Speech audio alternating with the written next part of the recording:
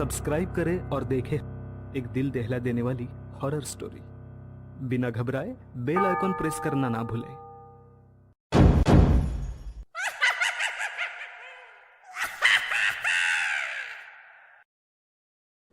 इस कहानी के लेखक हैं विजेंद्र कुमार कर्ण।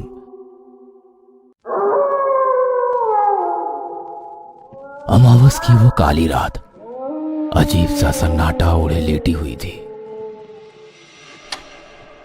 रात के 11 बज रहे थे। बीच बीच में कभी कुत्तों के भौंकने या कभी उनके रोने की आवाज आती तो वो सन्नाटा भंग होता। उस स्याह काली रात के अंधेरे में जब दुनिया नींद की आगोश में थी, तब शमशान में स्थित सबसे पुराने पीपल के पेड़ के नीचे कुछ हलचल हो रही थी। जिस शमशान में दिन में भी लोग आने से डरते हैं, उसी शमशान के पीपल पेड़ के नीचे 28-29 साल का एक नौजवान सूर्यकांत बहुत ध्यान से कुछ तैयारियों में जुटा हुआ था। उसके मोबाइल का टॉर्च जला हुआ था और उसने उसे एक पेड़ के नीचे एक पत्थर से टिका कर रखा था। टॉर्च की रोशनी में वह खुद एक झोले से कुछ सामग्री निकाल कर पेड़ के नीचे इकट्ठा कर रहा था। कुछ ही देर में वह अपने साथ लाए झोले का सारा सामान जमीन पर निकाल चुका था। शराब की बोतल, तेज गंध वाला इत्र, काला कपड़ा, धुएं, दीप, आटा, कोयला, तेल, 2 नींबू जिसे लाल रंग में रंग दिया गया था, एक काला मुर्गा, माचिस और एक लोहे की छुरी। सूर्यकांत ने अपने सारे वस्त्र एक स्थान पर उतारे और नग्न अवस्था में आ गया। फिर उसने एक गोला घेरा बनाना शुरू कर दिया। सबसे पहले उसने आटे का घेरा बनाया, उसके बाद कोयले का घेरा। तीनों घेरे तैयार होने के बाद वो उस घेरे के अंदर पालथी मारकर बैठ गया। कुत्तों के रोने की आवाज अब बंद हो गई थी। हालांकि बीच बीच में झिंगुर की आवाज आती। पेड़ पर कुछ जुगनू मंडरा रहे थे। ऐसा लग रहा था कि किसी ने पेड़ की डाली पर कोई बल्ब बांध दिया हो। लेकिन सूर्यकांत इन सब बातों से बेखबर पूरी तल्लीनता से वो कर रहा था जिसके लिए वो यहां आया था। सूर्यकांत बहुत सावधानी से अपने साथ लाए इत्रों को चारों दिशाओं में छिड़क रहा था। फिर बचे इन इत्रों को उसने अपने बदन पर मल लिया। उस समय थोड़ी हवा चलने लगी थी, इसलिए दीपक जलाने में उसे दिक्कत हो रही थी। लेकिन 3-4 बार की असफल कोशिश के बाद उसने माचिस से पहले दीपक को जलाया, फिर धूप को। उसका धुआं तुरंत ही वहां फैलने लगा। फिर उसने लोहे की चाकू को ध्यान से देखा। मन ही मन कुछ बुदबुदाया। कुछ पलों के बाद पंखों की फड़फड़ाहट की आवाज ने सन्नाटे को फिर से भंग किया और फिर से वहां छा गई वही खामोशी। वो भी अब बिल्कुल शांत हो गया था। उसकी आंखें बंद थी और वो साधना में लीन हो गया था।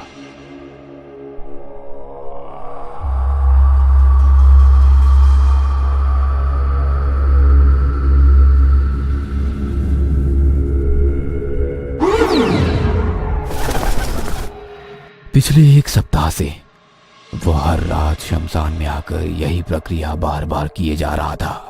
हर रात सभी सामग्रियों के साथ वो शमशान में आता और आधी रात से साधना शुरू कर देता।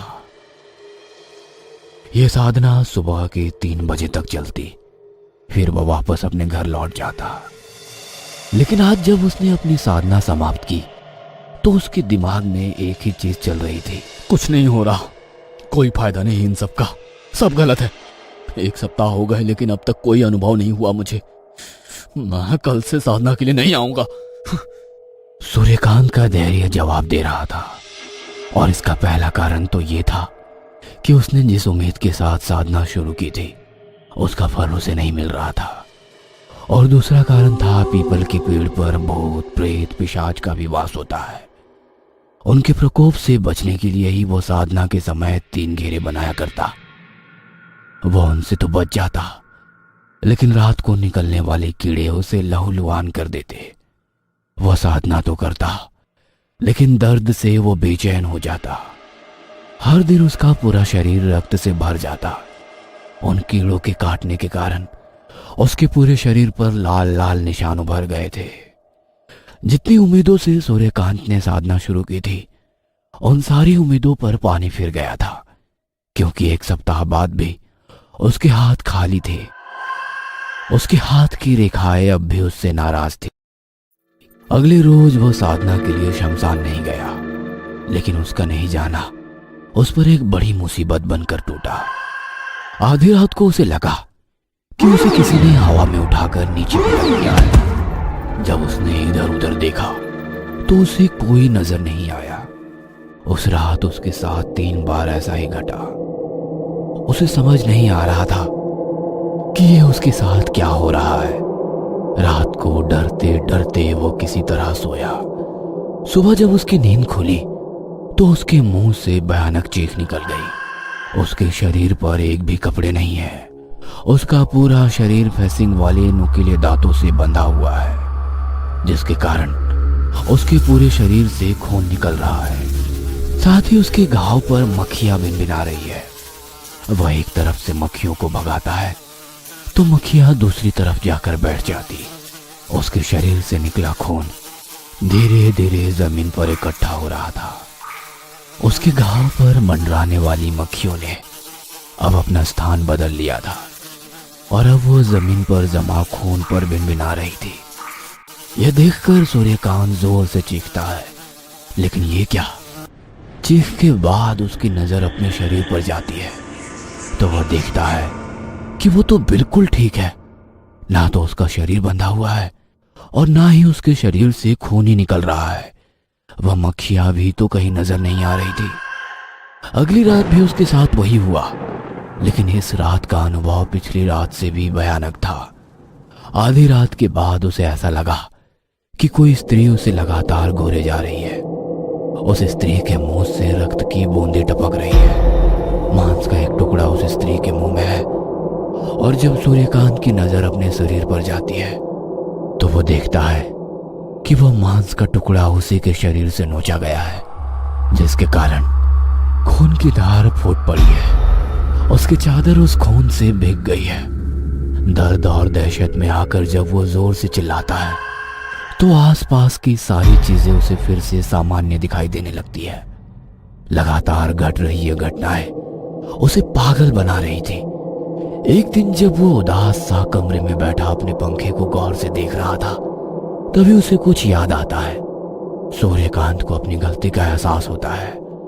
उस रात वह फिर से शमशान में साधना के लिए चला जाता है।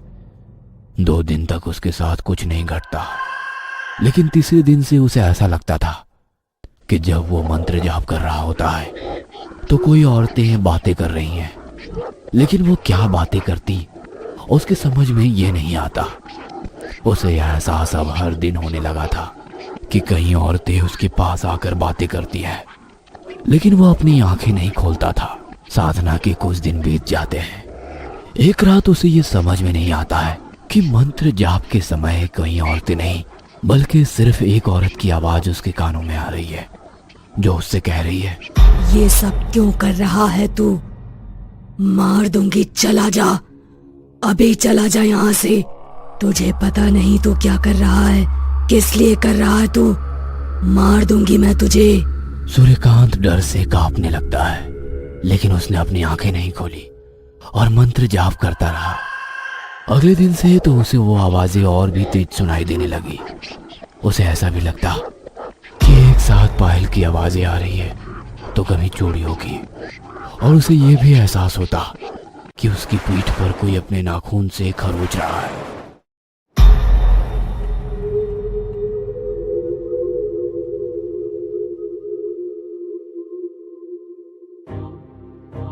कुछ महीने बाद अपने बड़े से बंगले में बैठा सूर्यकांत शून्य में ताके जा रहा था। उसके हाथ में सिगरेट थी। बीच बीच में वो उसका एक एक कश लगाता, फिर वो कहीं खो जाता। सब कुछ तो पा लिया है मैंने, यही चाहिए था ना मुझे, लेकिन फिर भी ये अशांति कैसी है मेरे मन में? क्यों ऐसा लगता है कि जेबें भरी है लेकिन अब भी मैं बिल्कुल खाली हूं? कुछ वैसा ही जैसे खालीपन कुछ महीने पहले था। इस कहानी के लेखक है विजेंद्र कुमार कर्ण।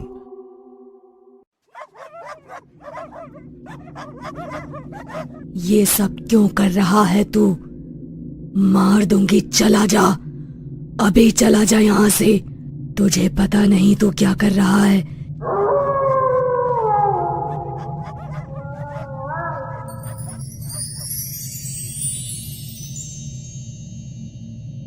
सब कुछ तो पा लिया है मैंने, यही चाहिए था ना मुझे, लेकिन फिर भी ये अशांति कैसी है मेरे मन में?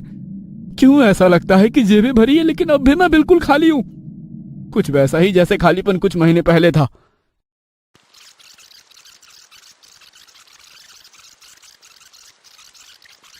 कुछ दिनों पहले की बात है।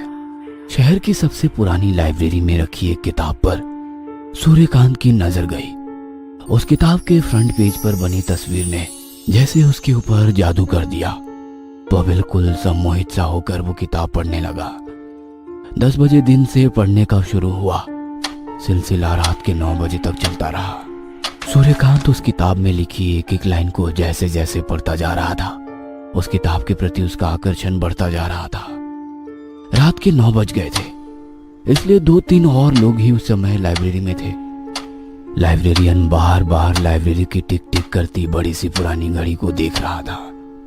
उसका बस चलता तो वो खुद घड़ी के कांटों को अपने हाथों से बढ़ाकर 9:30 बजा देता, क्योंकि 9:30 बजे लाइब्रेरी के बंद होने का समय होता है। लाइब्रेरियन का घर यहाँ से बहुत दूर था और वो चाहता था कि जल्दी से जल्दी घर पहुंचे, क्योंकि आज उसकी शादी की सालगिरह थी।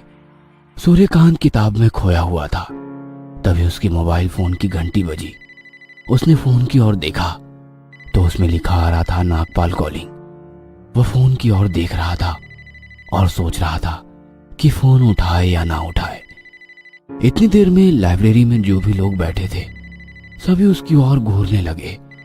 लाइब्रेरियन का मूड तो पहले से ही खराब था।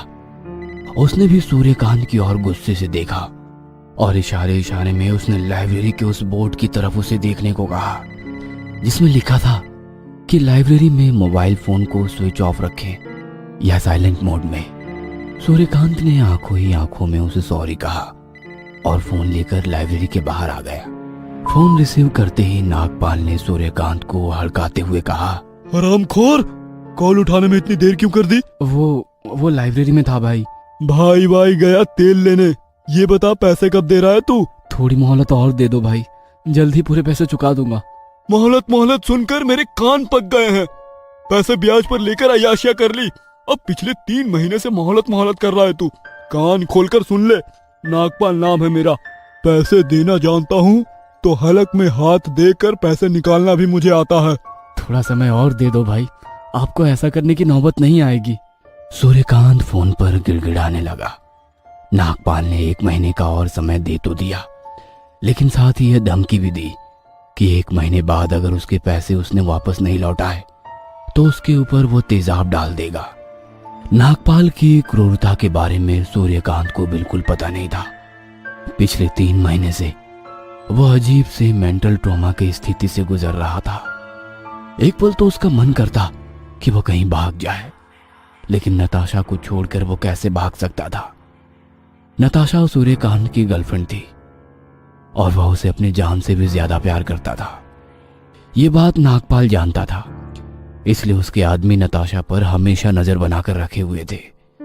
सूर्यकांत शहर के सबसे बड़े होटल में वेटर का काम करता था। हर दिन सैकड़ों अमीर लोग उस होटल में आते और अपना समय बिताते। वो उन अमीर लोगों की लाइफस्टाइल से बहुत प्रभावित था। उनकी लंबी लंबी और बड़ी बड़ी गाड़ियों के ख्वाब उसकी आंखों में बस गए थे। वह भी उनकी तरह ही अमीर होना चाहता था। 6 महीने पहले अमीर बनने की उसकी यह चाहत उसे शहर के सबसे बड़े जुए के अड्डे तक ले आई। उस दिन सूर्यकांत का शायद भाग्य भी प्रबल था। तभी तो जुए के अड्डे पर काट की सारी पत्तियां उसके फेवर में आ रही थी। जेब में लाए पैसे से 4 गुना कमाई करके वो अपने घर लौटा। उन पैसों से पहली बार उसने नताशा को एक महंगा गिफ्ट खरीद कर दिया। ओह माय गॉड, इतना महंगा नेकलेस! तुमसे महंगा नहीं है जान। तुम्हारी इसी अदा पर तो जान देने का मन करता है। I love you Suryakant. I love you too Natasha. I love you too. कमाई का यह शॉर्टकट उसे बेहद पसंद आया। हर हफ्ते वो जुए के उस अड्डे पर जाने लगा। उन दिनों उसकी किस्मत उसके साथ थी। इसलिए उसने 1 रुपए भी नहीं गंवाए और लगातार हो रही इन्हीं जीतों ने उसका मनोबल बढ़ा दिया। उसने अपनी नौकरी छोड़ दी। हालांकि उसने नताशा को कभी ये नहीं बताया कि उसने नौकरी क्यों छोड़ी। उसने सिर्फ ये बोला कि वो कोई बिजनेस कर रहा है। उसे एक तरफ से घमंड हो गया था कि ताश के पत्ते तो उसके गुलाम है, वह हर बाजी जीतेगा। लेकिन हर बार जुए में जीतना संभव तो नहीं था। एक बार हारने का जो सिलसिला शुरू हुआ तो वो अपनी सारी जमा पूंजी हार गया। तब उसने उधार लेकर जुआ खेलना शुरू कर दिया। पहले तो थोड़े पैसे उधार लिए, धीरे धीरे ये रकम 5 लाख पहुंच गई और उसी रकम की उगाही के लिए नागपाल उसे बार बार धमकी दे रहा था। नागपाल से बात कर सूर्यकांत लाइब्रेरी के अंदर गया। उसके माथे पर अब भी पसीना चमक रहा था, लेकिन पता नहीं क्यों एक संतोष भी उसके चेहरे पर दिख रहा था। अभी कुछ देर पहले तक वो जिस किताब में डूबा हुआ था, उसे लग रहा था कि वो किताब उसकी सारी परेशानियों को हल कर देगी। उसने वो किताब इशू करवा ली। पूरी रात उसने उस किताब का अध्ययन किया और उसने तय किया कि वह उस किताब में लिखी साधना करेगा। वह यक्षिणी साधना करेगा और अपनी सारी मुसीबत से ना सिर्फ पीछा छुड़ाएगा बल्कि शहर का सबसे अमीर आदमी भी बनेगा। सूर्यकांत के सारे कर्ज उतर गए थे। एक एक पैसे के लिए तरसने वाला सूर्यकांत आज महंगी गाड़ियों में घूमने लगा था। बड़े से बड़े बंगले में वो रहने लगा था। एक बड़ी सी फैक्ट्री का वो मालिक भी था। अब जो चीज उसे पसंद आ जाती वह उसकी हो जाती। बड़ी बड़ी पार्टियों में वो जाता, महंगी सी महंगी शराब वो पीता। हालांकि इन पार्टियों में कोई औरत अगर सूर्यकांत के करीब आने की कोशिश करती तो वह औरत कुछ पलों बाद उसे मरी हुई मिलती। सूर्यकांत को यह सब बहुत अजीब तो लगता। फिर उसे शमशान साधना की वो आखिरी रात याद आती। यह उसकी साधना का 41वां दिन था जब यक्षिणी उसके सामने प्रकट हो गई थी। उसके आने से वहां पर इतनी रोशनी हो गई कि सूर्यकांत की आंखें चौंधी आ गई। हालांकि उसने तब भी अपनी आंखें नहीं खोली। यक्षिणी ने उससे कहा, सूर्यकांत, मैं आ गई हूँ, अपनी साधना समाप्त करो।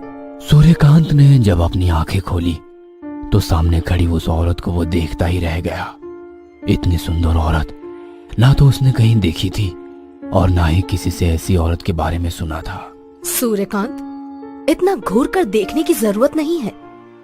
अब तो मैं हमेशा तुम्हारे पास ही रहूंगी। तुम्हें मुझे बिना विवाह किए अपनी पत्नी की तरह रखना होगा। तुम मुझे हर वो सुख दोगे जो एक पति अपनी पत्नी को देता है। तुम्हें हर रात मेरे साथ कच्चे मांस और शराब का सेवन भी करना होगा। बदले में संसार की बहुमूल्य से बहुमूल्य वस्तु मैं तुम्हें दूंगी। और हाँ, आज के बाद किसी और औरत को सपने में भी पास नहीं आने देना, नहीं तो मैं उसे मार दूंगी। सूर्यकांत उस समय इतना खुश था कि उसे समझ ही नहीं आ रहा था कि आखिर यक्षिणी उससे क्या कह रही है। वह तो बस उसे घूर रहा था और उसकी हाँ में हाँ मिला रहा था। सूर्यकांत की दुनिया बदल गई थी। यक्षिणी उसके मन मुताबिक खुशी उसे दे रही थी। बदले में सूर्यकांत को भी यक्षिणी के साथ हर वो चीज करनी होती जो वो चाहती थी। लेकिन वो कहते हैं ना कि इंसान की यह फितरत है कि जब उसके पास जो चीज नहीं होती है तो वो उसके लिए परेशान हो जाता है। लेकिन जैसे ही उसके पास वो चीज आती है तो वो फिर उसकी वैल्यू कम हो जाती है। सूर्यकांत के पास सब कुछ था, लेकिन फिर भी वो अकेला था। वह चाहता था कि वो अपना घर बसाए। अब यक्षिणी के साथ विवाह तो नहीं किया जा सकता था। वह पत्नी की जगह तो नहीं ले सकती थी। 7-8 महीने उसे अय्याशी भरा जीवन और यक्षिणी का साथ बहुत अच्छा लगा। लेकिन अब ये चीजें उसे अच्छी नहीं लगती थी। वह बोर हो गया था इन सब से। उसे अचानक नताशा की याद आने लगी। हालांकि बीच में नताशा उससे मिलने आई थी, लेकिन वह उस समय खुद में ही इतना डूबा हुआ था कि उसने उसे इग्नोर कर दिया। नताशा को लगा कि पैसे आने के बाद सूर्यकांत बदल चुका है, लेकिन अब नताशा के बिना वो रह नहीं पा रहा था। उसके आगे उसका मुस्कुराता चेहरा घूमने लगा था। नताशा के नरम हाथ जब उसके गालों को सहलाते थे तो वो दुनिया की सारी टेंशन भूल जाता था। उसके साथ चाय की टपरी पर बैठना, बाइक में फुल स्पीड घूमना, सड़क किनारे खड़े होकर दोनों का गोलगप्पा खाना और सारी दुनिया भूल जाना, उसे पुरानी सारी यादें परेशान करने लगी थी। एक दिन वो तैयार होकर नताशा से मिलने उसके घर जा रहा था। तभी यक्षिणी ने उसका रास्ता रोका और उससे प्यार करने की इच्छा जताई। लेकिन सूर्यकांत का मन यक्षिणी से अब पूरी तरह भर गया था। उसने उसके आगे हाथ जोड़ लिए और कहा, मुझे माफ कर दो, अब मुझसे तुम्हारी सेवा नहीं हो पाएगी। मुझे मेरी नॉर्मल लाइफ वापस चाहिए। सूर्यकांत ये भूल गया था कि यक्षिणी उसके द्वार पर खुद नहीं आई थी, उसने उसे बुलाया था। वो उस किताब पे लिखी यह बात भी भूल गया था कि यक्षिणी को सिद्ध तो किया जा सकता है, लेकिन उसे भगाया नहीं जा सकता। और यक्षिणी की मांग का इनकार करना मतलब बर्बादी की शुरुआत। सूर्यकांत घर से निकलने ही वाला था कि उसके मोबाइल की घंटी बजी। किसी ने उसे बताया कि उसकी फैक्ट्री में आग लग गई है, सब कुछ जलकर राख हो गया है। सूर्यकांत भागा भागा अपनी फैक्ट्री की ओर गया, लेकिन वहां तो अब सिर्फ राख बची थी। उसे समझ में आ गया कि हो या ना हो, ये सब यक्षिणी को किए इनकार का ही परिणाम है। लेकिन अब उसे उस फैक्ट्री का मोह नहीं था, बस उसे नताशा चाहिए थी। वह नताशा के घर पहुंचा। बहुत देर तक उसने उसके घर का दरवाजा खटखटाया, लेकिन किसी ने दरवाजा नहीं खोला। अचानक उसकी नजर दरवाजे पर लटके ताले पर गई। अरे, यहां तो ताला लटका है, लगता है नताशा कहीं बाहर गई है। वो वापस लौटने ही वाला था कि तभी दरवाजे का ताला अपने आप खुल गया। वह कमरे के अंदर गया। उसने जैसे ही कमरे में प्रवेश किया, उसकी चीख निकल गई। उसने देखा कि नताशा पंखे से लटकी हुई है। उसकी आंखें बाहर की ओर आ गई है और उसकी गर्दन एक और लुढ़की हुई है। उसकी जीभ बाहर की ओर है और उसी कमरे में यक्षिणी नताशा को अपनी बड़ी बड़ी आंखों से घूर रही है। सूर्यकांत ने आगे बढ़ने के लिए, तरक्की पाने के लिए शॉर्टकट का सहारा लिया, लेकिन अंत में उसके हाथ खाली के खाली रह गए। दोस्तों, तरक्की किसे पसंद नहीं? कौन नहीं चाहता कि दुनिया की सारी सुख सुविधाएं उसके कदमों में हो? लेकिन उसके लिए सूर्यकांत जैसे शॉर्टकट को आजमाने से पहले इस बात को गांठ बांध लीजिएगा कि इसकी एक बहुत बड़ी कीमत आपको चुकानी पड़ेगी। इस कहानी के लेखक हैं विजेंद्र कुमार कर्ण।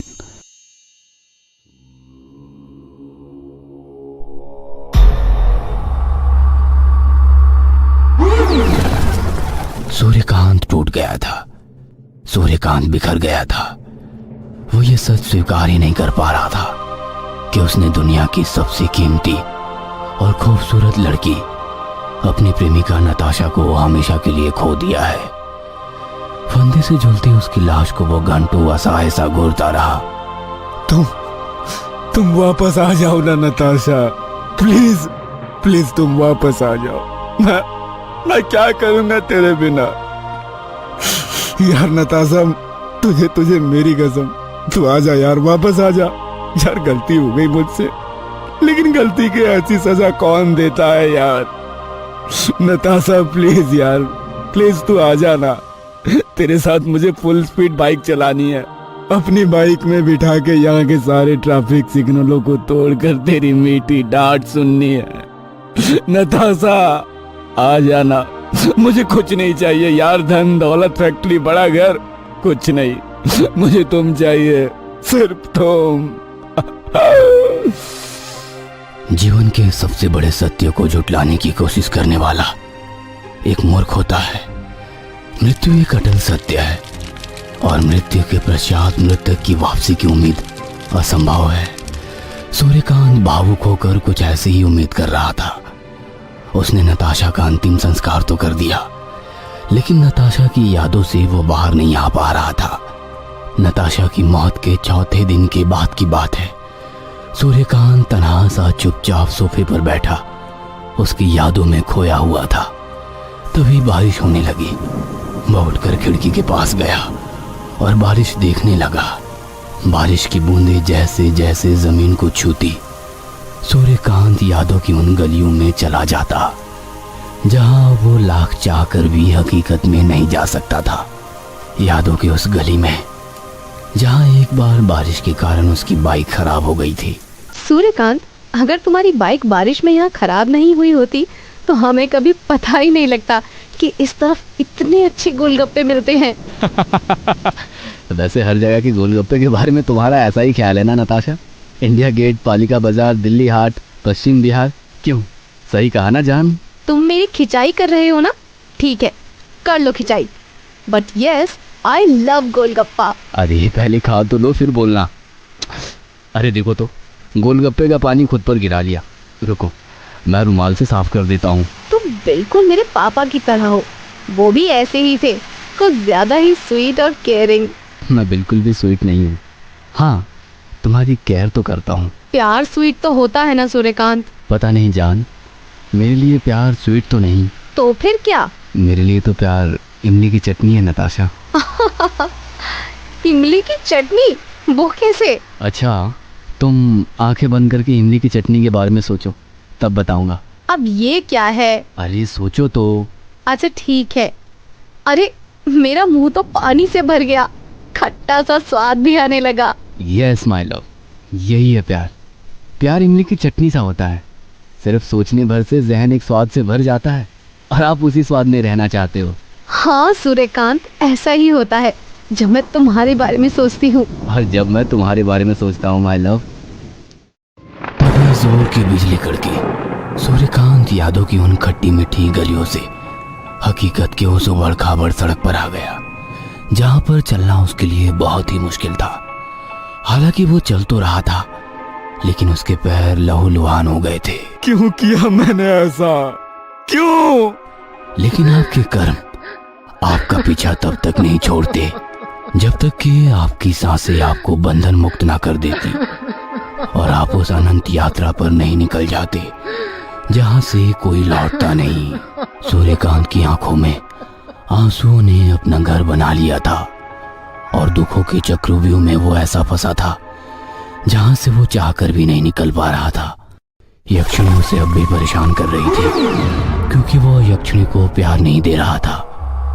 एक रात की बात है, कई रातों से जागा सूर्यकांत सोने की कोशिश कर रहा था। उस दिन संयोग से उसे नींद भी आ गई थी। वो जैसे तैसे नींद की आगोश में जा रहा था, तभी एक साया उसकी तरफ बढ़ रहा था। ये कोई और नहीं, यक्षिणी ही थी। उसने उसे जगाने की कोशिश की। सूर्यकांत, जागो सूर्यकांत, जागो। लेकिन सूर्यकांत नहीं जागा।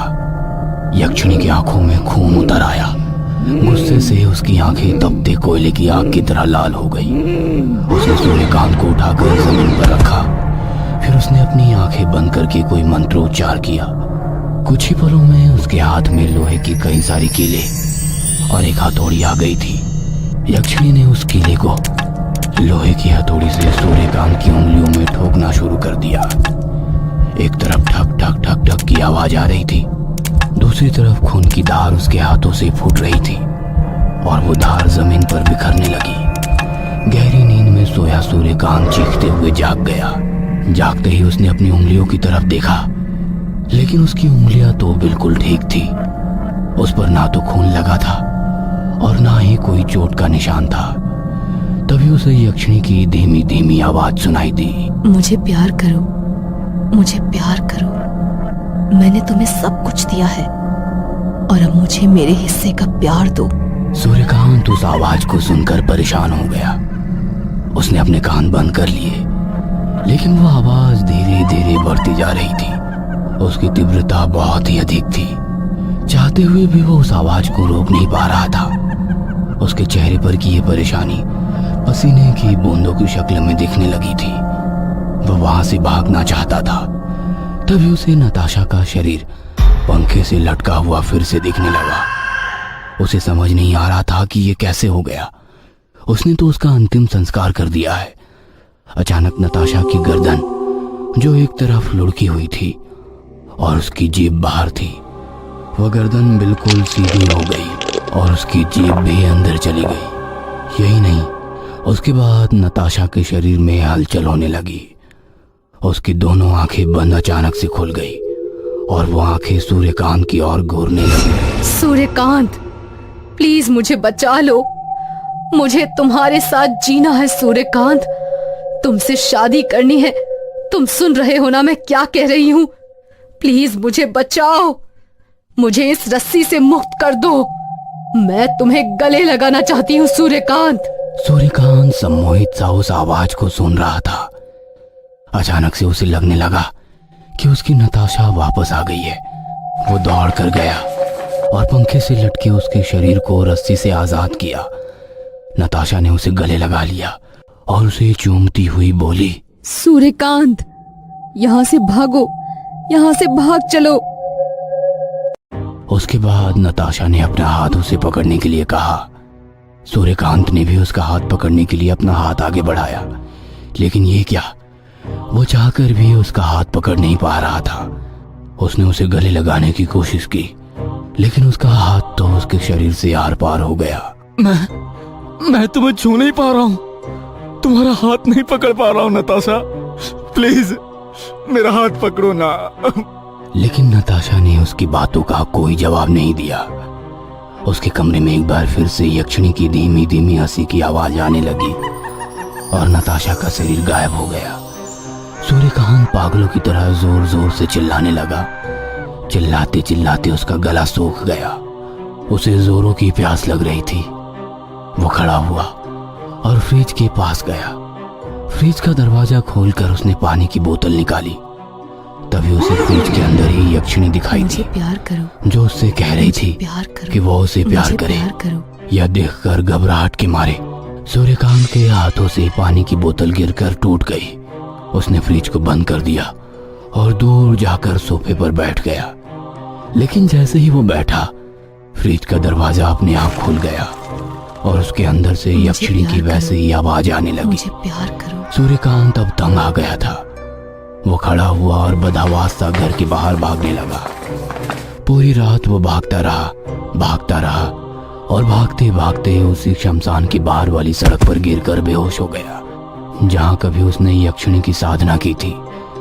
जब उसकी नींद खुली तो उसने देखा कि वो सड़क के किनारे पड़ा हुआ है। उसके पास से कई सारी गाड़ियां गुजर रही है। कई लोग भी उस रास्ते से गुजर रहे हैं, लेकिन कोई भी उसकी ओर नहीं देख रहा है। कल तक इस शहर का सबसे अमीर आदमी सूर्यकांत आज लावारिस सामान की तरह सड़क पर पड़ा हुआ था। लेकिन किसी को फुर्सत नहीं थी कि एक मिनट के लिए भी उसके पास रुक जाए। हाँ, एक कुत्ता जरूर उसकी बगल में बिना ये सोचे लेटा हुआ था कि सूर्यकांत इस शहर का सबसे अमीर आदमी रह चुका है। सूर्यकांत यक्षिणी से पीछा छुड़ाना चाहता था, लेकिन उसे समझ नहीं आ रहा था कि वो आखिर करे तो क्या करे। उस दिन के बाद वो सड़क पर ही किसी भिखारी की तरह रहने लगा। अगर किसी ने उसे कुछ खाने को दिया तो उसे खा लिया, नहीं तो वो भूखे प्यासे ही वो सड़क पर लेटा रहता। उसे घर वापस लौटने से बहुत डर लगता था। कुछ दिनों बाद जब वो एक दिन इसी तरह सड़क के किनारे चुपचाप बैठा हुआ था, तभी उसे याद आया कि जिस किताब से यक्षिणी साधना के बारे में पढ़ा था, उस किताब में जरूर कोई ना कोई उपाय तो होगा यक्षिणी से मुक्ति पाने का। लेकिन वो किताब थी कहाँ, उसे याद नहीं आ रहा था, क्योंकि उसने वो किताब लाइब्रेरी में अब तक लौटाई नहीं थी।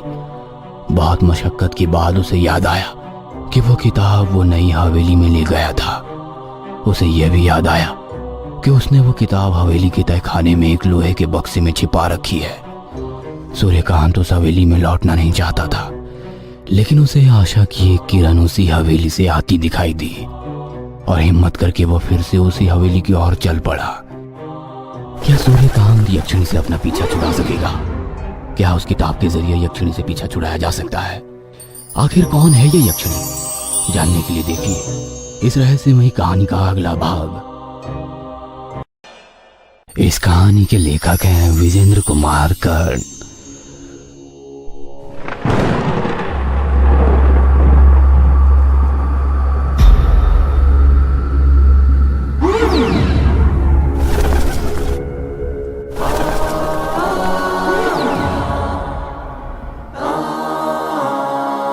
हिम्मत करके वो फिर से उसी हवेली की ओर चल पड़ा। उसने कांपते पैरों से अपने ही घर में प्रवेश किया और तहखाने की ओर बढ़ चला। धीरे धीरे सधे कदमों से वो तहखाने की ओर बढ़ता चला जा रहा था। उसके दिल की धड़कन बहुत तेज हो गई थी। उसे डर लग रहा था कि कहीं यक्षिणी वहां ना आ जाए। वो उस बक्से के पास पहुंच गया। उस पर ताला लगा हुआ था उसे उस समय याद नहीं आ रहा था कि आखिर उसने उसकी चाबी कहाँ रखी है। चाबी कहाँ रख दी है मैंने इसकी? चाबी? उसे कुछ भी सूझ नहीं रहा था। तभी उसकी नजर तहखाने में रखे हथौड़े पर गई। उसने उसे उठाया और ताले पर हथौड़े से जोर जोर से मारने लगा। ताला ज्यादा मजबूत नहीं था। कुछ वार के बाद ही वह टूट गया। सूर्यकांत ने बक्से को खोला। उसने वो किताब निकाली और उसके पन्ने पलटने लगा। तभी उसे वहां पर धुआं धुआं सा लगने लगा। धुआं इतना अधिक था कि उसे खांसी आने लगी। ये धुआं कहां से आ गया? तभी यक्षिणी की आवाज फिर से गूंजने लगी।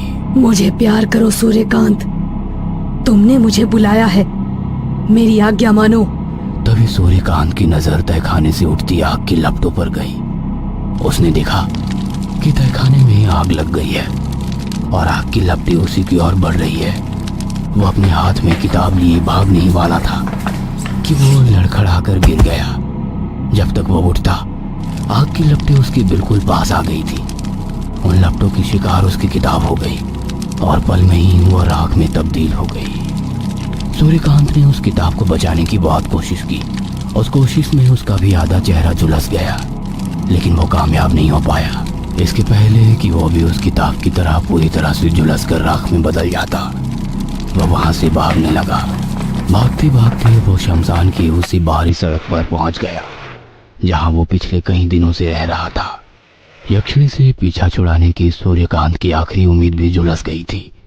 सूर्यकांत किसी तरह यक्षिणी से मुक्ति चाहता था। आखिर वो कब तक इस तरह पागलों की तरह सड़क पर रहता। उसके बाद सूर्यकांत एक बार फिर से यक्षिणी से मुक्ति के प्रयास शुरू किए। वह उस लाइब्रेरी में फिर से इस उम्मीद से गया कि उसे उस किताब की दूसरी कॉपी मिल जाए, लेकिन वो नहीं मिली। उल्टा उस लाइब्रेरियन ने उससे पुरानी किताब जल्द से जल्द लौटाने के लिए कहा। सूर्यकांत परेशान तो था, लेकिन उसे अब भी उम्मीद थी कि यक्षिणी से वह मुक्ति पा लेगा। उसने कई शमशान के चक्कर लगाए कि कोई तो योगी, कोई बाबा, कोई तांत्रिक होगा जिसके पास यक्षिणी से मुक्ति का उपाय मिलेगा। लेकिन जितने भी लोगों से वो मिला, सभी ने कहा कि यक्षिणी से मुक्ति मौत के बाद ही मिल सकती है। सूर्यकांत की हिम्मत अब जवाब दे गई थी। अब वो समझ गया था कि यक्षिणी से इस जन्म में तो उसे मुक्ति मिल ही नहीं सकती। इसलिए उसने तय किया कि वो आत्महत्या कर लेगा। यही सोचकर वो सड़क पर जा रहा था, तभी उसे एक तेज रफ्तार कार दिखाई दी। उसने तय कर लिया कि वो इसी कार के आगे आकर अपनी जान दे देगा। सूर्यकांत बिना किसी बात की परवाह किए उस तेज रफ्तार कार के आगे आ गया। कार आकांक्षा चला रही थी।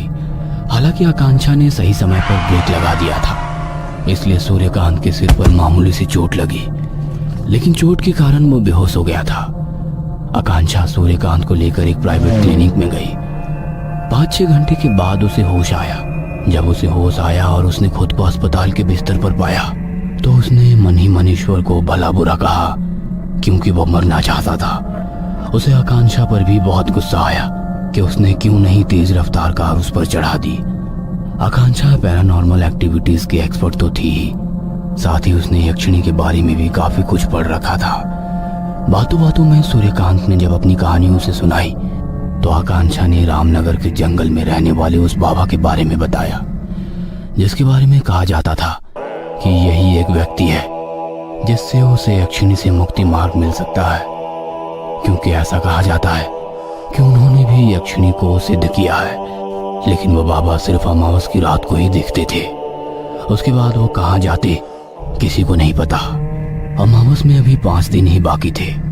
दिल पर पत्थर रखकर वो अमावस की रात का इंतजार कर रहा था। इस बीच आकांक्षा ने उसका बहुत ध्यान रखा।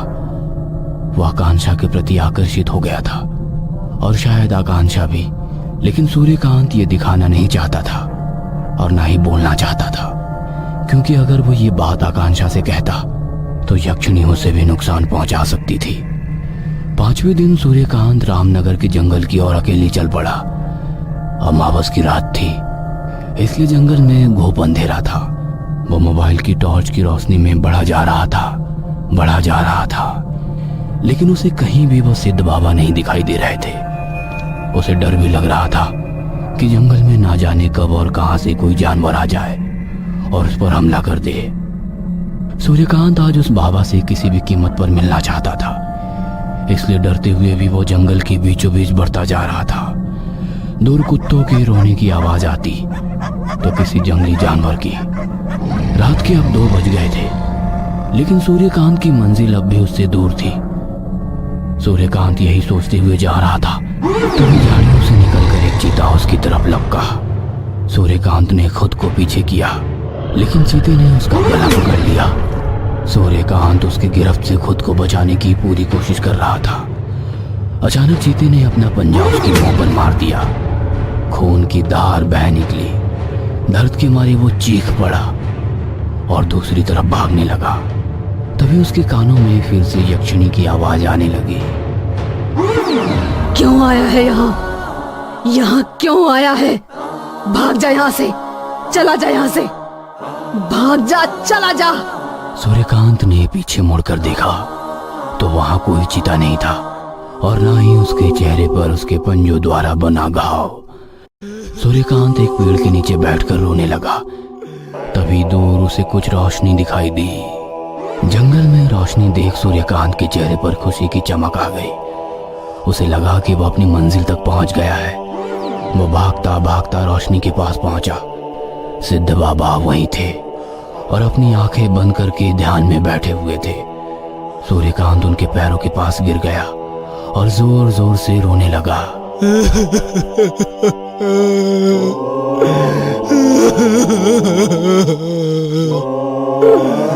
तभी बाबा ने अपनी आंखें खोली और उससे कहा, सूर्यकांत तुम आ गए। सूर्यकांत ने आश्चर्यचकित होकर बाबा की ओर देखा। उसका मन कर रहा था कि वो बाबा के गले लगकर खूब रोए। बाबा उसके मनोभाव को समझते थे। तुमसे गलती हुई है सूर्यकांत, बहुत भारी गलती। तुमने यक्षिणी तो सिद्ध कर ली, लेकिन तुम्हें यक्षिणी के बारे में कुछ नहीं पता था कि इसे किस रूप में सिद्ध करते हैं। तुमने अपने स्वार्थ के लिए एक किताब को पढ़कर इसे सिद्ध तो कर लिया, बिना ये जाने कि ये शक्ति है क्या। तंत्र मंत्र की दुनिया बहुत ही रहस्यमयी और विचित्र होती है। इस संसार से परे कई ऐसी शक्तियां हैं जिसे मंत्रों के सहारे अपने वश में किया जा सकता है। ये शक्तियां पल में ही दुर्लभ से दुर्लभ वस्तु भी हमारे पैरों में लाकर रख सकती है। हमारी पौराणिक कथाएं और धार्मिक ग्रंथ इस बात का सबसे बड़ा उदाहरण है कि इन शक्तियों को वश में करके असंभव से असंभव काम भी संभव बनाए गए हैं। दानवों ने इन्हीं मंत्रों के सहारे तो ऐसे ऐसे कार्य किए जिससे कई बार देवताओं तक का अस्तित्व संकट में आ गया। दानव ही क्या, मनुष्य ने भी तो इन मंत्रों के प्रयोग से देवों को सिद्ध किया है। लेकिन मंत्रों के सहारे इन शक्तियों को प्रसन्न करना बहुत ही दुर्गम है। अगर आपकी साधना में जरा सी भी त्रुटि रह गई तो यमलोक का द्वार पल में आपके लिए खुल जाएगा और आपका शरीर सजीव से निर्जीव की गिनती में आ जाएगा। यक्षिणी हमारे जैसे ही इस पृथ्वी लोक में आम इंसानों के बीच में ही रहती है, लेकिन आप और हम इसे देख नहीं सकते हैं, क्योंकि बिना साधना की शक्ति के हमारी भौतिक आंखों से इन्हें नहीं देखा जा सकता है। पीपल का पेड़ इनका निवास स्थान होता है। सात्विक सामग्री से यक्षिणी साधना कठिन है। बिना तामसिक वस्तुओं के प्रयोग के यक्षिणी को प्रसन्न नहीं किया जा सकता है, और अगर एक बार ये सिद्ध हो गई तो फिर रातों रात किस्मत के काले अंधेरे में समृद्धि की चकाचौंध रोशनी आ जाती है। लेकिन हमें बिना गुरु के यक्षिणी की साधना कभी नहीं करनी चाहिए। यक्षिणी की साधना के वक्त हमें उन्हें माता के रूप में प्राप्त करने का संकल्प लेना चाहिए। सूर्यकांत ने यक्षिणी को पत्नी या प्रेमिका के रूप में संकल्प लेकर साधना की थी। इसके बाद सिद्ध बाबा ने कहा, सूर्यकांत, एक बार फिर से तुम्हें यक्षिणी की साधना करनी होगी, लेकिन इस बार तुम्हें माता के रूप में उनका आह्वान करना होगा। अगर वो प्रसन्न हो जाती है तो तुम जो इच्छा उनसे कहोगे वो इच्छा वो पूरी कर देंगी। और हाँ, माँ रूप में सिद्ध यक्षिणी आशीर्वाद देकर वापस लौट जाती हैं, लेकिन दूसरी साधना की राह में प्रेमिका रूप में सिद्ध यक्षिणी बहुत कांटे बोएगी। वो चाहेगी कि वो किसी तरह तुम्हारी साधना सफल ना होने दे। वो बहुत सारे हथकंडे अपनाएगी, लेकिन तुम्हें बिल्कुल ही दृढ़ निश्चय के साथ साधना करनी होगी। सूर्यकांत एक बार फिर से यक्षिणी साधना करने के लिए पीपल के पेड़ के नीचे बैठ गया। इस बार उसने बाबा द्वारा दिए गए रक्षा मंत्र का घेरा अपने चारों ओर बनाया और 2 काले मुर्गे की बलि के साथ साधना शुरू कर दी। लेकिन सूर्यकांत की राह आसान नहीं थी, क्योंकि यक्षिणी उसकी साधना में विघ्न डालने के लिए तैयार खड़ी थी। यक्षिणी की शक्ति बहुत ही तीव्र होती है। अपनी शक्ति के इस्तेमाल से वो सूर्यकांत को परेशान करने लगी। कभी उसे लगता कि उसके कानों के पास कोई जोर जोर से घंटा बजा रहा है। उसकी आवाज से सूर्यकांत के कानों से खून तक निकलने लगता, लेकिन वो अपनी साधना से पीछे नहीं हटता। कभी उसे लगता कि यक्षिणी अपने दांत उसकी छाती में गड़ा रही है और जोर जोर से चिल्लाती हुई उसके आसपास घूम रही है। सूर्यकांत की साधना को 10 दिन हो गए थे। इन 10 दिनों में यक्षिणी ने हर संभव कोशिश की कि उसकी साधना को तोड़ दे, लेकिन वो नहीं कर सकी। 15वें दिन यक्षिणी ने अपने सबसे अचूक अस्त्र का इस्तेमाल किया, जिसके बारे में सिद्ध बाबा ने उसे पहले ही बताया था। सूर्यकांत जहां तपस्या कर रहा था, यक्षिणी उसी के बगल में लेट गई और उसके शरीर पर हाथ फिराते हुए सावास की इच्छा जताई। सूर्यकांत उस घड़ी में कमजोर पड़ रहा था, लेकिन तभी उसे नताशा का फांसी पर झूलता शरीर दिखा। सूर्यकांत ने अपने मन को स्थिर किया और मां के रूप में यक्षिणी का ध्यान करने लगा। प्रेमिका यक्षिणी इस बात से बहुत क्रोधित हो गई और जोर जोर से चिल्लाती हुई पीपल के पेड़ पर चढ़ गई और सूर्यकांत को घूरने लगी। यही नहीं, वो कभी पेड़ के ऊपर से सूर्यकांत के ऊपर कूद जाती तो कभी छोटे छोटे कीड़े उसके शरीर पर रख देती। वो कीड़े सूर्यकांत का खून पीने लगते। 41वें दिन माता के रूप में यक्षिणी प्रकट हुई और उसे कुछ मांगने के लिए कहा। सूर्यकांत ने यक्षिणी से खुद की मुक्ति की बात कही। मां रूपी यक्षिणी ने उसकी इच्छा पूरी की और उसे आशीर्वाद देकर वापस लौट गई।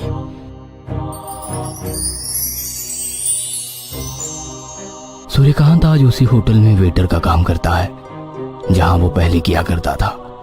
उसका जीवन आज पूरी तरह बदल गया है। लालच और शॉर्टकट से किसी चीज को पाने की चाह से वो आज कोसों दूर हो गया है। हाँ, उसके जीवन में एक बहुत बड़ा बदलाव और आया है। वो ये है आकांक्षा से उसकी शादी। आज दोनों बहुत खुश है। सूर्यकांत ने बिना समझे बुझे भयानक साधना की थी, जिसका खामियाजा उसे भुगतना पड़ा था। दोस्तों, कोई भी तांत्रिक साधना बिना गुरु के ना करें, खासकर यक्षिणी साधना, क्योंकि सूर्यकांत तो बच गया, लेकिन क्या पता आप ना बचे। और हाँ दोस्तों, सब्सक्राइब करना भूलना मत।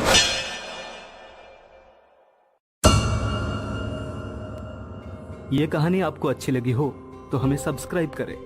हमारा इंस्टाग्राम और फेसबुक पेज जरूर फॉलो करें। अगर आपके पास ऐसी ही कोई कहानी हो तो हमें कमेंट बॉक्स में भेजें। हम कोशिश करेंगे कि अगली एनिमेटेड स्टोरी आपकी होगी।